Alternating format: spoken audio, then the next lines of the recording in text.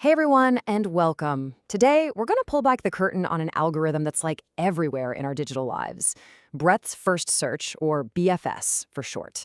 It's basically the secret sauce for finding the most direct route in any network. I mean, have you ever really thought about that?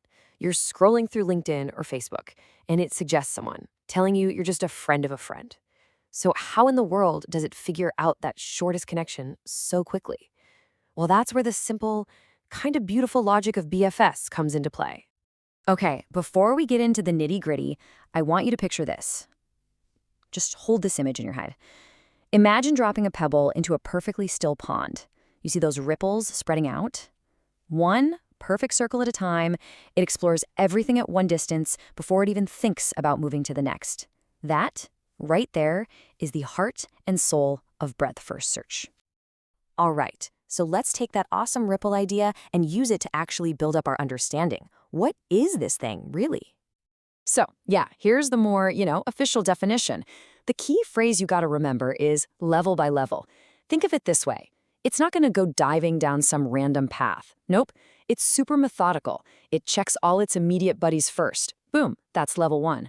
Only after it's met all of them does it move on to their buddies. That's level 2. It's this layer-by-layer exploration that makes it so powerful. Okay, so how does a computer program actually do this? How does it stick to that level-by-level rule without getting confused? It's not magic. It's actually just a really clever use of a super simple tool. And that tool is called a queue. Seriously, it's just like lining up at a coffee shop or a grocery store. The first person in line is the first person to get served.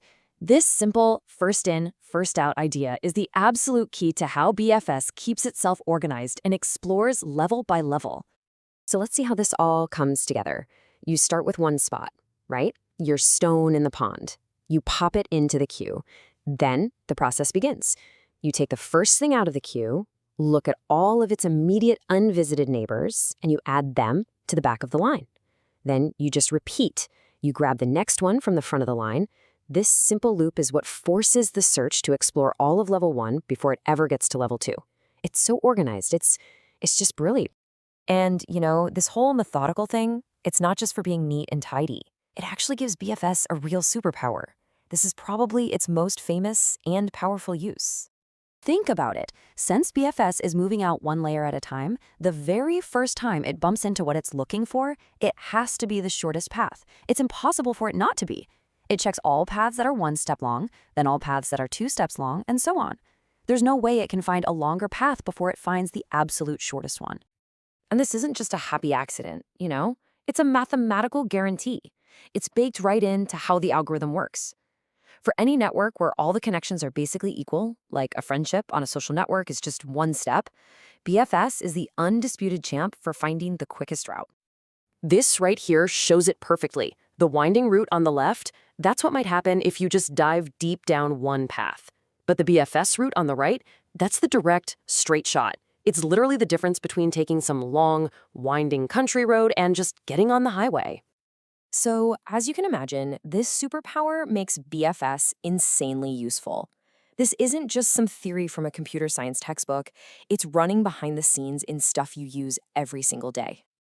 Yeah, we kicked things off with social networks, but honestly, that is just the tip of the iceberg.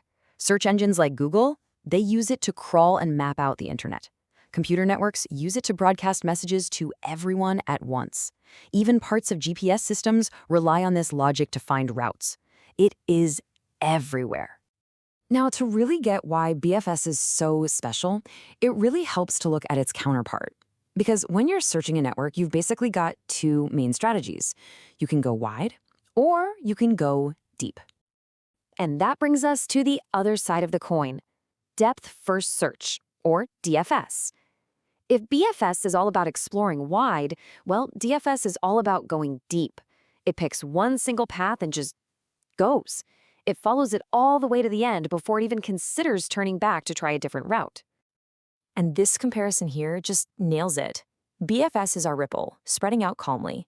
DFS, that's the maze runner. It sprints down one hallway until it hits a wall, then backtracks and tries another. This means they use different tools. BFS uses that first in, first out queue, while DFS uses a last in, first out stack.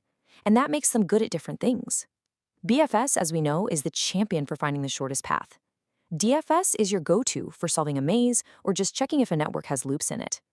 Two very different tools for two very different jobs. So from now on, whenever you see one of those friend of a friend suggestions, or you just wonder how a search engine can possibly map the entire internet, you'll know. You'll know it's that simple, powerful ripple effect of Breadth First Search doing its thing. It's a great reminder that pretty much everything is a network. And it kind of makes you think, right? What shortest paths are out there in your own world, just waiting for you to find them?